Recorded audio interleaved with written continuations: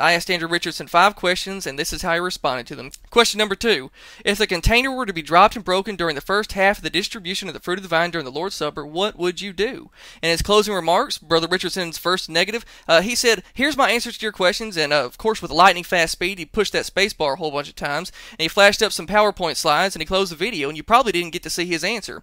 Now, I asked Brother Richardson what he would do if he dropped and broke that container, and he said on that PowerPoint slide that he would get another one. Folks, the proposition is very simple, and it appears that Brother Richardson agrees with me. He believes that the local congregation can choose to use more than one container in certain situations, which is the exact same thing that I said in my first affirmative. I said that the quantity of containers to be used is left up to the autonomy of the local congregation. Mr. Richardson wants us to believe that we can't use multiple containers, but he can if he wants to.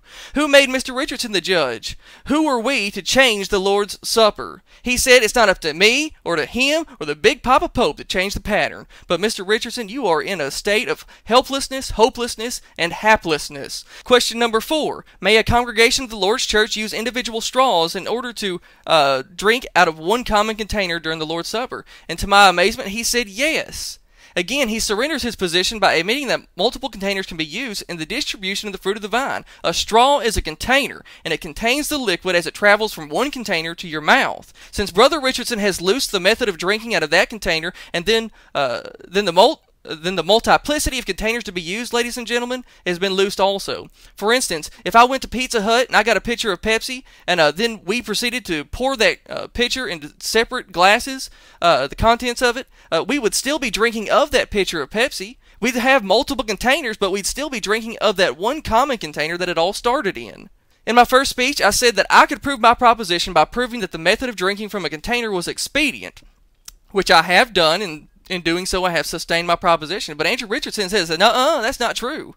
But apparently, he doesn't realize the difference between a generic and a specific command. He has already turned the command to drink ye all of it into a generic command, but he says that I can't expedite it with multiple containers. If Andrew doesn't like my expedient, then he has to prove to me that there's something intrinsically sinful about a container, just as I said in my other speech. And in doing so, ladies and gentlemen, he's just going to destroy his proposition because he believes that you must use one container. He makes an argument that since Jesus took a cup, that's a specific number and no more can be used. He says that the number of containers to be used is not expedient because it is specified. He says A binds a specific number.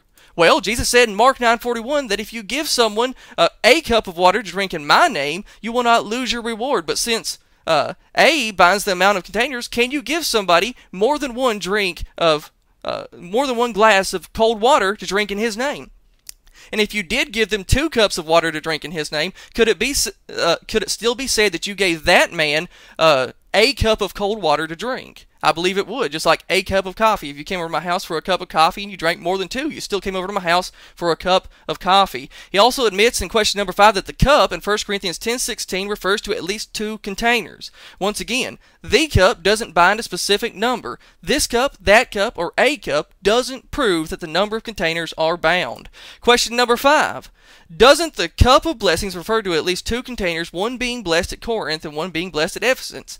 He, in essence, said yes, and he'd be right to believe such, but let's look at the passage. In 1 Corinthians chapter 10, verses 16 and 17, it says, the cup of blessing which we bless, is it not the communion of the blood of Christ? Here we find that one cup is named, blessed, and partaken of from at least 2 different geographical locations, and it would stand to reason that the cup being mentioned has reference to the one kind of liquid that's being drunk instead of the number of containers being used.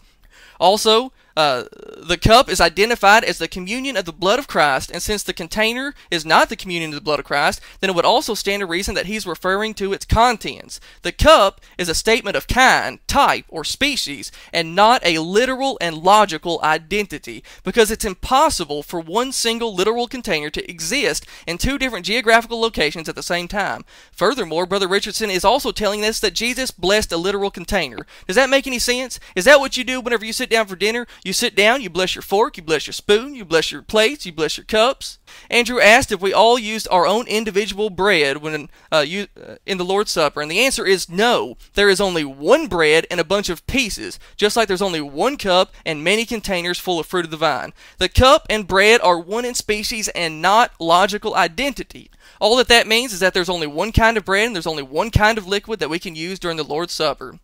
This is the exact same kind of terminology that we see used in Ephesians chapter 4 and verse number 5. There's only one baptism, but that doesn't mean that every person in the world got baptized at the same time in the same pond by the same baptizer.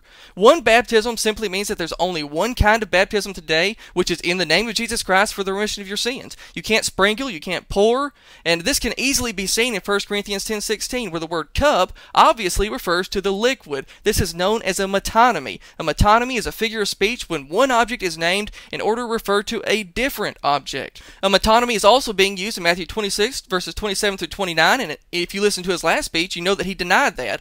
In Matthew chapter 26, verses 27 through 29, we read, "And he took the cup, and he gave thanks, and he gave it to them, saying, Drink ye all of it." Now, what does the pronoun it refer to? It refers back to its nearest antecedent, which would be the cup. And if we stopped right there, we might take Brother Richardson's position. However, here's a word of advice. Don't stop reading what Jesus had to say before he's done saying it. Jesus said, Drink ye all of it. Why? For, or because, this is what? This is my blood, which is the New Testament. So my blood refers back to it, which refers back to the cup. The cup is it, which is his blood. This is a metonymic expression, and we might think that Jesus couldn't have made it any more clearer than this, but he does. He goes on to identify the blood. He says, I will not drink henceforth of this fruit of the vine until I drink it new with you in my Father's kingdom. The fruit of the vine refers back to the blood of Christ, which refers back to the pronoun it, which identifies what Matthew 26:27 is talking about when Jesus took the cup. The cup is named in order to refer to its contents. Even a third grader could see that. Every time the word cup is used in the Lord's Supper, it refers to its contents, and I'm prepared to be challenged on that. Now, in my first affirmative speech, I gave a chart which asked Brother Richardson to fill in the blank. I asked him, what's the third command? He actually dodged the question by saying, well, we don't have any commands pertaining to the Lord's Supper, only examples. And he's really grasping at straws here, but it's okay because he really shoots himself in the foot by making this statement. He says that all we have are examples. All right then, we don't have any direct commands and we don't have any necessary inferences. So now he's stuck with the approved apostolic examples alone, but he'll change his mind later on because then he can't prove to us that they used unleavened bread because it's not in the example.